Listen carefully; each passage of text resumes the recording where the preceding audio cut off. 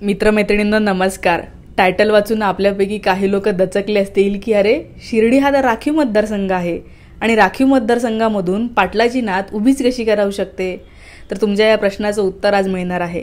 सगळ्यात पहिल्यांदा आज आपण पाहूया शिर्डी ह्या मतदारसंघाची स्ट्रेंथ काय आहे, 2019ला 2014ला नेमकं काय झालं होतं, आत्ताचे प्रॉमिनंट 3 उमेदवार नेमके कोण आहेत आणि या तिघांपैकी सर्वोत्तम उमेदवार कोण आहे, हे सगळं आज आपण आजच्या व्हिडिओमध्ये बघणार आहोत। तर शिर्डी हा अहमदनगर जिल्ह्यामधला एक मतदारसंघ आहे।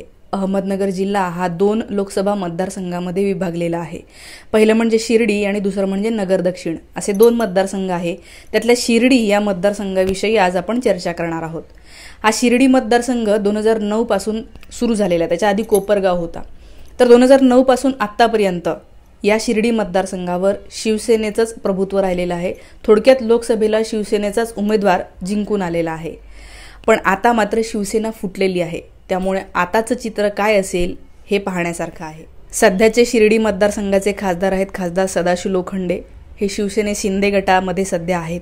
या मतदारसंघावर लोकसभेमध्ये शिवसेनेचं जरी वर्चस्व असलं तरी विधानसभेमध्ये मात्र असं चित्र नाही आहे। या शिर्डी मतदारसंघामध्ये 6 विधानसभा क्षेत्र येतात, तुम्हाला शेजारी दिसत असेल। या 6 विधानसभा मतदारसंघावर कोणाचं वर्चस्व आहे ते पाहूया। पहिला मतदारसंघ आहे अकोले, इथे आमदार आहेत डॉक्टर किरण लहामटे, राष्ट्रवादी काँग्रेस अजित पवार गटाचे आहेत ते। संगमनेरला बाळासाहेब थोरात आहेत काँग्रेसचे। शिर्डी मतदारसंघामध्ये आहे राधाकृष्ण विखे पाटील भाजप। मतदारसंघ आहे श्रीरामपूर, लहू कानडे काँग्रेसचे आहेत। निवासावर शंकरराव गडाख आमदार आहेत सध्या, क्रांतिकारी शेतकरी पक्षाचे आहेत। आणि कोपरगाव आशुतोष काळे राष्ट्रवादी काँग्रेस गटाचे आहेत। थोडक्यात इथे लोकसभेला जरी शिवसेनेचं वर्चस्व असलं तरी विधानसभेमध्ये मात्र इथे शिवसेना दिसत नाही। इथे 2 ठिकाणी काँग्रेस आहे, एका ठिकाणी भाजप आहे आणि 2 ठिकाणी राष्ट्रवादी काँग्रेस गटाचे उमेदवार आहेत। आता हे झालं विधानसभेविषयी। आता आपण येऊया 2024च्या लोकसभेच्या निवडणुकीवर। या लोकसभेच्या निवडणुकीला शिर्डी मतदारसंघामधून 20 पेक्षा जास्त उमेदवार उभे आहेत। पण यापैकी 3 उमेदवारांची सगळ्यात जास्त इथे चर्चा होते आहे।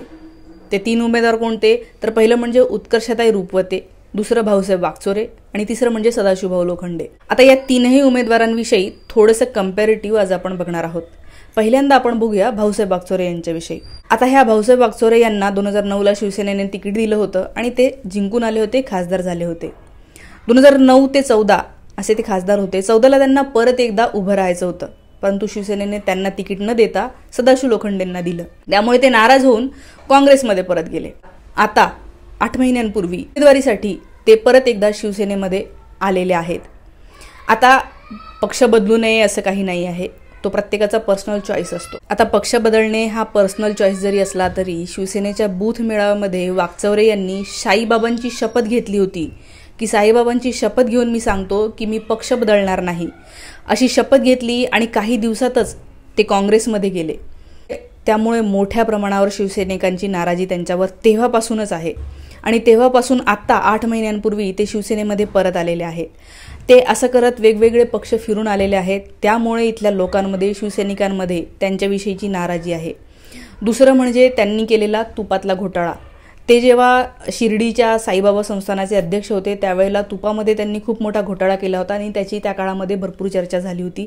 आजही ती गोष्ट लोक विसरलेले नाही आहेत आणि शिर्डीमधल्या लोकांचं साईबाबा हे एक श्रद्धास्थान असल्यामुळे साईबाबांची शपथ घेणारा माणूस किंवा साईबाबांच्या तुपामध्ये घोटाळा करणारा माणूस आम्हाला नको आहे, असं इथल्या लोकांची एक प्रामाणिक भावना आहे, असं मला तरी इथे दिसलेलं आहे। आणि तिसरं म्हणजे जमीन खरेदी विक्रीचा घोटाळा।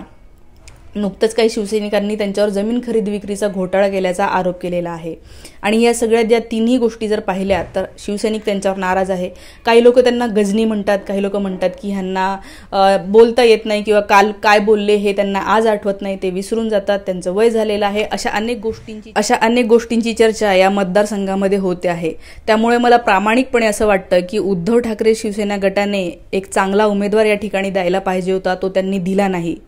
माझं पर्सनली शिवसेना उद्धव बाळासाहेब ठाकरे या गटाला पाठिंबा जरी असला तरी या ठिकाणी मात्र मी ठामपणे हे सांगते की त्यांनी चुकीचा उमेदवार दिलेला आहे। काही लोकांचं असं म्हणणं आहे की ही व्यक्ती भाजपचीच आहे, त्यांच्या ID कार्डवर अजूनही भाजप लिहिलेलं आहे किंवा RSSशी संबंधित ते आहे, त्यांची विचारधारा तीच आहे, असंही इथल्या अनेक लोकांचं म्हणणं आहे। आता आपण पाहूया जे दुसरे उमेदवार आहेत, सदाशिव लोखंडे जे सध्या खासदार आहेत, दुसरी टर्म आहे त्यांची खासदारकीची। आता सदाशिवभाऊ लोखंडे हे खासदार जरी असले तरी इथल्या मतदारसंघातल्या लोकांचं त्यांच्याविषयीचं परसेप्शन काय आहे हे मी जाणून घेतलं तेव्हा माझ्या लक्षात आलं. लोखंडेचा सॅनिटरी पॅडचा घोटाळा आपल्या सगळ्यांना माहित आहे. जो माणूस आपल्या आईच्या, बहिणीच्या, मुलीच्या, पत्नीच्या आरोग्याशी खेळू शकतो, जीवाशी खेळू शकतो, तो आपल्या जीवाशी काय खेळणार नाही? कोणी मत देणार का त्याला? की लोक असं म्हणाले की आम्हाला माहीतच नाही हा माणूस कसा दिसतो, आमच्याकडे ते कधीच आले नाही.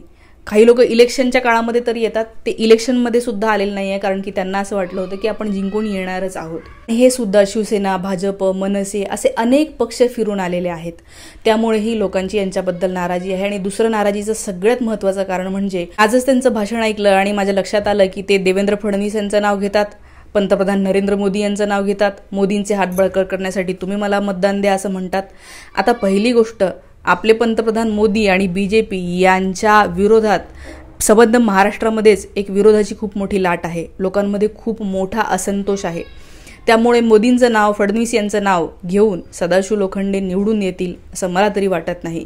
आणि सदाशिव लोखंडे यांना जी काही मतं पडणार आहेत यंदा, असं म्हणतात की त्यांना जी मतं पडतील त्यावरून फक्त इतकंच कळेल की मोदींचे अंधभक्त कोण आहेत, आंधळेपणाने ब्लाइंडली त्यांना फॉलो करणारे कोण आहेत, जे सारासार विचार न करणारे लोक कोण आहेत हेच फक्त कळणार आहे. त्याच्याशिवाय कुणीही लोखंडे यांना त्यांच्या कामासाठी तर मत देणार नाही आहे, कारण की त्यांचं काम असं काहीही दिसत नाही असं इथल्या लोकांचं म्हणणं आहे. शिवाय शिवसेना फुटल्यानंतर ते शिंदे गटामध्ये गेले, त्यामुळे गद्दार लोक तर नकोच आहे, व्याभिचार करणारे लोक नकोच आहे, असंही महाराष्ट्रामध्ये एकंदर वार आहे. सेम वार आहे शिर्डीमध्येही आहे. एक वेळी ते उद्धव ठाकरे यांच्यासोबत असते तर मे बी लोकांनी त्यांना फेवर केलं असतं, पण शिंदे गटामध्ये गेल्यामुळे लोकांची त्यांच्याबद्दल प्रचंड नाराजी आहे. आता आपण येऊया तिसरे उमेदवार, पाटलांची नात. होय, तर उत्कर्षाताई रुपवते, वंचित बहुजन आघाडीने त्यांना यंदा तिकीट दिलेलं आहे. ही पाटलाची नात कशी, तर उत्कर्षाताई रुपवते यांचे आजोबा आहेत मधुकरराव चौधरी. कोण मधुकरराव चौधरी? त्यांच्याविषयी माहिती तुम्हाला शेजारी दिसत असेल. मधुकरराव चौधरी हे स्वातंत्र्य सेनानी होते. चले जाव आंदोलनामध्ये त्यांनी सहभाग घेतला होता आणि खूप मोठं सामाजिक काम त्यांचं जळगाव जिल्ह्यात रावेरमध्ये आहे. आणि मधुकरराव चौधरींची मुलगी म्हणजेच उत्कर्षाताईंची आई आहे. त्यामुळे आईकडून त्या पाटलाची नात आहे. मात्र मधुकरराव चौधरींनी आपल्या मुलीचं लग्न एका बौद्ध तरुणाशी लावून दिलं आणि त्यानंतर त्यांना मुलगी झाली, ती म्हणजे उत्कर्षाताई. आणि त्यामुळे मराठा समूह आणि बौद्ध समूह या दोघांसाठी उत्कर्षाताई ही फार जवळची वाटते आहे. आता आपण किती जरी म्हटलं की जात नावाच्या गोष्टीचा वापर राजकारणामध्ये होऊ नये, हे खरंच आहे, होऊच नये, पण लोकांच्या इमोशन्स याच्यावरच वर्क करतात आणि प्रामुख्याने शिर्डी मतदारसंघामध्ये तर हे दिसतंच. त्यामुळे उत्कर्षाताई या दोन्ही समूहासाठी जवळची असल्यामुळे मराठा समूहातल्या लोकांचा उत्कर्षाताईंना मोठ्या प्रमाणावर पाठिंबा मिळताना दिसतो. आता फक्त मधुकरराव चौधरी यांची नात किंवा दादासाहेब रुपवते यांची नात आहे म्हणूनच त्यांना निवडून द्यावं असं लोकांना वाटतं का? तर तसं नाही आहे. त्या काँग्रेसमध्ये गेले 15 वर्षापासून कार्यरत आहे. तुम्हाला शेजारी दिसत असेल की त्यांनी कुठली कुठली पदं भूषवलेली आहे. तुम्ही म्हणाल की हां, म्हणजे त्या तर काँग्रेसमधून वंचित बहुजन आघाडीकडे आलेल्या आहे, म्हणजे त्याही पक्ष फिरवून आलेले आहेत. तर हे जरी असलं तरीही उत्कर्षाताईंनी 15 वर्ष काँग्रेसमध्ये जे काही काम केलेलं आहे त्या कामाच्या बेसिसवर त्यांना आत्ता काँग्रेसनी संधी द्यायला पाहिजे होती. पण महाविकास आघाडींची ती सीट उद्धव बाळासाहेब ठाकरे गटाकडे गेल्यामुळे त्यांना उमेदवारी मिळू शकली नाही आणि वंचित बहुजन आघाडीने त्यांना तिकीट दिलेलं आहे. त्या काँग्रेसमधनं वंचितमध्ये गेलेल्या असल्या तरीही आयडिओलॉजिकली त्या काही विरुद्ध पक्षामध्ये म्हणजे BJPमध्ये किंवा शिंदे गटामध्ये गेलेल्या नाही आहे. आयडिओलॉजिकली हे सिमिलर जाणारे घटक आहेत, पुरोगामी प्रोग्रेसिव्ह घटक आहेत असं आपण नक्कीच म्हणू शकतो. ताईज या तिघांपैकीही मोस्ट एलिजिबल, सगळ्यात जास्त उत्कृष्ट, सगळ्यात जास्त कॅपॅबिलिटी असणारी उमेदवार आहे असं माझं स्पष्ट म्हणणं आहे. मी 2-3 दिवस त्यांच्यासोबत होती, त्यांचं प्रत्येक गोष्टीवरचं मत मी ऐकलेलं आहे. तेव्हा मला खरोखर असं वाटलं या ताई एकतर खूप त्यांचं शिक्षण झालेलं आहे, त्यांनी बरंच कार्यकर्ता फेजमध्ये काम केलेलं आहे, शिवाय काय करायचं आहे याच्याविषयीची जर त्यांची दृष्टी तुम्ही पाहिली, त्यांचा मॅनिफेस्टो जर पाहिला तर तो इतका मुद्देसूद व्यवस्थित आहे की आपल्याला खरोखर असं वाटतं की नाही फार जेन्युइन आहे आणि जेन्युइनली याच्यावर ते काम करणार. तुमची काय धारणा आहे याच्यासाठीचा विचार काय? खरं तर संख्येच्या आणि पटसंख्येच्या बळावरती जिथे कमी मुलं आहेत तिथे ती शाळा बंद करावी असं एक सरकारचं सध्याचं धोरण सुरू आहे, पण ते अतिशय दुर्दैवी धोरण आहे. कारण ग्रामीण भागातल्या शिक्षण व्यवस्थेचा कणा ही जिल्हा परिषदची शाळा असते आणि गावोगावी जर अशा शाळा बंद झाल्या तर मुलांचं शिक्षण, मुलींचं शिक्षण ह्याच्यावर खूप मोठा परिणाम आहे. आणि या भागामध्ये फिरताना माझ्या लक्षात आलं की लोकांना उत्कर्षताई का हव्या आहेत, तर लोकांना असं वाटतं की शिर्डी मतदारसंघामध्ये पहिल्यांदा अशी होप आहे की एखादी महिला उमेदवार नक्कीच जिंकून येईल. शिवाय महिला असल्यामुळे तिथल्या अनेक महिलांना असं वाटतं की आमचे प्रश्न त्या सोडवू शकतील. त्या वयानेही कम्पॅरेटिव्हली ह्या दोन उमेदवारापेक्षा तरुण आहेत, काम केलेलं आहे. आणि ऑब्व्हियसली जेव्हा एखादा उमेदवार तरुण असतो तेव्हा सगळ्या लोकांना खूप जास्त होप वाटत असते. कारण जेव्हा व्यक्ती तरुण असते तेव्हा काहीतरी करण्याची उर्मी असते, काहीतरी करून दाखवायची उर्मी असते. आणि त्यामुळे नक्कीच उत्कर्षताई जिंकून येतील तर त्या काहीतरी खूप चांगलं काम करतील असं लोकांना वाटतं आहे. आणि या तीनही उमेदवारांचं सोशल मीडिया हँडल मी जाऊन पाहिलं तर या तीनही उमेदवारांपैकी उत्कर्षताईच्या सोशल हँडलवर सगळ्यात जास्त लोक रिस्पॉन्ड करत आहेत.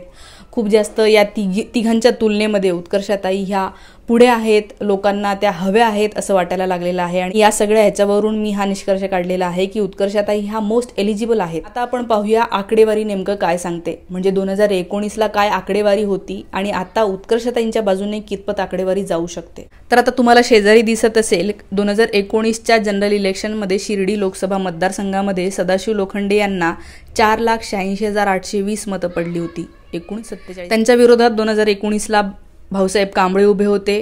3,66,000 मतं त्यांना पडलेली आहेत. तर तिसरे कॅन्डिडेट वंचित बहुजन आघाडीचे होते, त्यांना 63,000 मतं पडली होती. आणि मी तुम्हाला सांगते वंचित बहुजन आघाडी हा तेव्हा नवीन पक्ष होता, स्थापन होऊन फक्त 6 महिने झाले होते आणि अत्यंत कुणालाही माहीत नसणारा हा उमेदवार होता. तरीही 63,000 मतं त्यांना तेव्हा पडली होती. आणि या 5 वर्षाच्या काळामध्ये वंचितने खूप मोठी स्ट्रेंथ, खूप मोठं एक पोटेन्शियल, खूप मोठी मॉरल व्हॅल्यू आणि लोकांचा जमाव आपल्याकडे घेतलेला आहे. त्यामुळे या वेळेला शिर्डी लोकसभा मतदारसंघामध्ये तरी वंचित बहुजन आघाडीच्या उत्कर्षताई निवडून येतील असं मला वाटतंय. आता तुम्ही म्हणाल की सदाशिव लोखंडे यांना तर 4,86,000 मतं पडली, पण यावेळेला पण पडणार का? तर नाही. तेव्हा शिवसेना ही एकत्र होती, आता ह्या शिवसेनेची फूट पडलेली आहे. म्हणजे या 4,86,000 मतांची पण फूट पडणार आहे. म्हणजे जवळपास आपण म्हणूया 2,43,000 मतं विभाजित होतील. पण हे विभाजन काही सारखं होणार नाही आहे, कारण लोकांना गद्दार नको आहे, शिंदे सेनेकडे गेलेले नको आहेत, म्हणून ती मतं कमी होणार. आणि विभाजन कोणामध्ये होणार तर लोखंडे आणि वाकचौरे यांच्यामध्ये. आणि हे दोन्ही उमेदवार भाजपचेच आहेत असं काही लोक म्हणतात. याचंही कारण हेच आहे की हे इकडे तिकडे फिरून आलेले असल्यामुळे त्यांची आयडिओलॉजी तीच आहे. त्यामुळे लोकांना हे दोन्ही उमेदवार नको आहे, कारण BJPच लोकांना नको आहे. त्यामुळे जी काही मतं पडतील ती ह्या दोघांच्याही विरोधात पडतील असं लोकांचं म्हणणं आहे.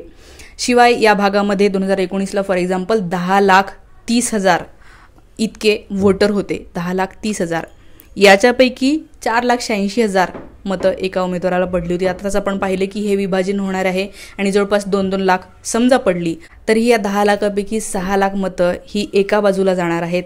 आणि ही 6च्या 6 लाख मतं यावेळेला प्रॉमिनंट तरुण, महिला आणि उच्च शिक्षित असल्यामुळे उत्कर्षताईंना पडतील असं मला तरी वाटतं आहे. तरी जात नावाचा मुद्दा हा पुढे येतोच आणि त्यामुळे या भागात असणाऱ्या मराठा समूहातल्या लोकांनी या दोन्ही उमेदवाराला नाकारलेलं होतं. तिसऱ्याच उमेदवाराची निवड केलेली होती. पण यंदा उत्कर्षताई, मी सांगितलं जसं दोन्हीकडचं त्यांचं कॉम्बिनेशन असल्यामुळे लोकांना त्यांच्याबद्दल जी आहे ती सहानुभूती वाटते आहे. मी सांगितलं तसं मराठा समूह त्यांच्यासोबत आहे, मुस्लिम समूह मोठ्या प्रमाणावर त्यांच्यासोबत आहे. कारण प्रकाश आंबेडकरांनी आजपर्यंत कोणीही घेतली नाही अशी भूमिका मुस्लिम समुदायाबद्दल घेतलेली आहे. आणि अनेक आदिवासी समूहसुद्धा यांच्यासोबत आहेत. तर म्हणजे आता तुमच्या लक्षात आलं असेल की उत्कर्षताईंचा प्रचार, या प्रचारादरम्यान त्या लोकांना ज्या प्रकारे भेटत आहेत, ज्या आत्मीयतेने, ज्या प्रेमाने त्या भेटत आहेत, बोलत आहेत, त्यावरून मला खरोखर असं वाटतं की असे उमेदवार लोकसभेमध्ये गेले पाहिजे आणि आपण सगळ्यांनी अशा लोकांना समोर पाठवण्यासाठी प्रयत्न केले पाहिजे. आणि महिला कॅन्डिडेट असल्यामुळे तर ते आपण पहिले केलं पाहिजे, कारण लोकसभेमध्ये महिलांचं रिप्रेझेंटेशन हे फक्त 14% इतकं आहे. आणि त्यामुळे माझा पाठिंबा इथे उत्कर्षताई रुपवते यांना आहे.